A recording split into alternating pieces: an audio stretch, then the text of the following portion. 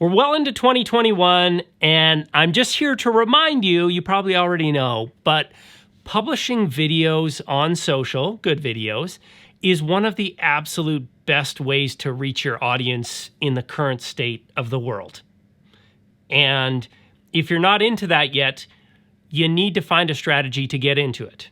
And we're going to talk about whether Facebook or YouTube makes sense, or maybe both, or just the differences between them. But before we do, just a gentle reminder, what makes good video content from a business or an organization for people on social? Number one rule, it's not about you. Nobody cares about you. Who do they care about? Themselves. And so you always need to focus your videos on what's in it for me as the audience watching your videos. It's not about you. They don't care about you. They don't care about your business and your values and your ethics and what you believe in and all those kinds of things. What they care about is what impact are you going to have on their lives and maybe their community. Focus on that and your videos will be exponentially better and more well received. Provided that you've got that figured out and you're making high quality, which means high value videos for your audience, the next question is, well, like, where do you put the videos? I mean, obviously you can put them on Twitter, you can put them on YouTube, you can put them on Facebook, you can put them on LinkedIn, you could put them on Instagram and Instagram stories, you could put them, there's so many different places. The one thing I will say is it doesn't matter which platform you're picking, upload the video natively there. Meaning, if you're posting a video on Twitter, post it on Twitter. Don't link to it on YouTube. Or if you're on Facebook, don't link it to YouTube. Or if you're on, well, you can't do it from YouTube, but if you're on a platform and they allow you to upload a video there, i.e. LinkedIn or whatever platform, upload it directly there. It's always going to do better in the algorithm. It's always going to be a better experience for the user. And yeah, you may want to try and push people to your channel so that that channel gets a few more views. But if you actually want people to consume it and engage with it, post it natively there. So back to the original point of this video, YouTube versus Facebook. Well, what's the difference? Just for a little bit of context, I've had a couple of YouTube channels work out very well with thousands and thousands of subscribers and had millions of views there. And on Facebook as well, I've had a couple of videos do millions and millions of views on their own and collectively, I don't know, 15, 20 million views on Facebook.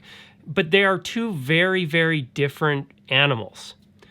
YouTube primarily, which is owned by Google, is a search-driven platform, meaning the way that you grow a channel is by people searching for topics in your video, finding your video, and watching it.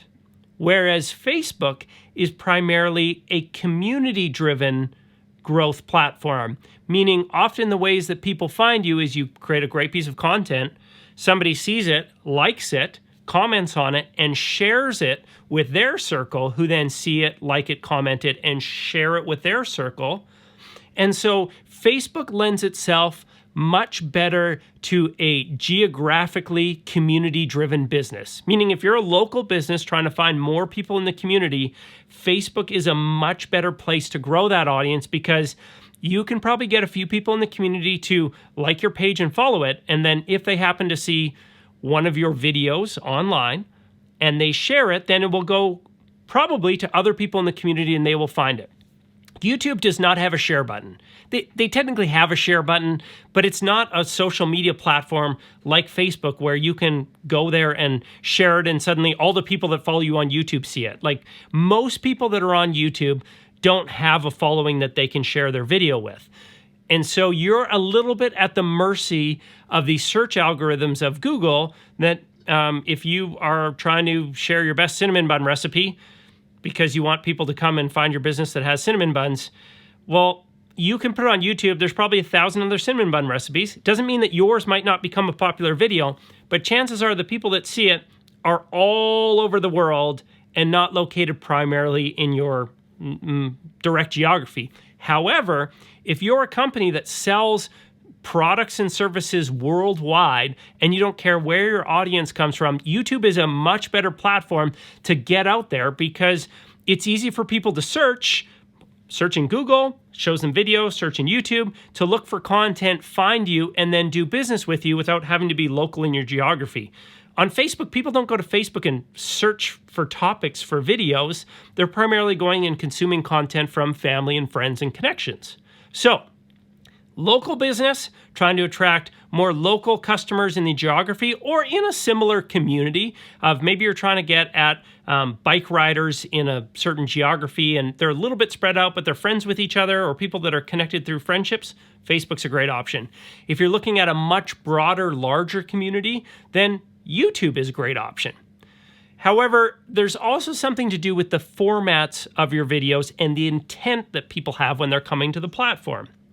When we come to Facebook, why are we on Facebook? Well, the answer could be a lot of different things. Me personally, I love shopping on Facebook. Facebook Marketplace, remember it used to be Kijiji or Garage Sale or Craigslist if you're in the US.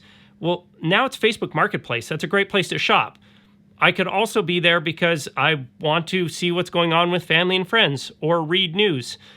Or actually watch videos on Facebook or message people or do one of the 50 other things that are in the sidebar of Facebook, the chances of me wanting to come to Facebook to spend 10 or 15 minutes to watch a video is probably pretty slim. Now, it doesn't mean it doesn't happen. For me, I love watching Graham Norton's videos. He's a late night talk show in the UK where they get like 4 celebrities on a couch and they drink and it ends up being like, I don't know, really fun. I love the clips on Facebook, and I will spend 30, 40, 50 minutes watching clips while I'm sitting in bed of Graham Norton's show. Seems like Facebook, that's a place that I watch it. But I also do a lot of other things, and oftentimes that's not the reason that I'm on Facebook. However, on YouTube, the intent of the user, when I come to YouTube, my intent is to spend time watching longer form videos. So, depending on the kinds of videos that you're making, if you're making 30, 45 second, 60-second video clips, YouTube is a really tough place. YouTube naturally pushes videos that are at least 10 minutes long. Doesn't mean that they need to be less than 10 minutes, or like they can't be less than 10 minutes, but videos over 10 minutes, they push more in their algorithm. It's based on long-form content, and people like me come to YouTube to watch long-form content and be entertained like as if I'm watching Netflix. But on Facebook, I'm not typically there to sit for 10 minutes and watch a video unless I really, really care, know, and trust that I'm going to like the videos. It's probably more so shorter videos that I will give my attention to for a business or for a company. If it piques my interest and there's something that I realize, oh, there's something in it for me, but I'm probably not going to spend 10 or 15 minutes watching your business video on YouTube. The last thing that I will say about the two platforms is if you're on Facebook, the vast majority of people, I don't know. The last time I looked at the data, the vast majority of people are watching without sound on. Or at least when they're scrolling through their feed and they see a piece, they're going to start watching caption videos. So take the time to work through captions if the video matters. Like if you're putting time into creating video content, caption the video. Facebook's auto captioning has gotten so much better than 5 years ago when they started doing it. It gets it right, I would say 95%. You got to go through and tweak a few things, but spending that extra probably 20 or 30 minutes getting those captions right and so that they're easily readable is going to return massively. And then if you do that on Facebook, you can download those captions and you can actually put them on YouTube or on LinkedIn or lots of other places. So caption the videos. YouTube, I would say primarily for accessibility. It's a great reason to do it. And even in some ways, you can upload it to Facebook, take the captions that are auto-generated, put it on YouTube, and they're going to be pretty good. YouTube's captioning system's a little bit more work.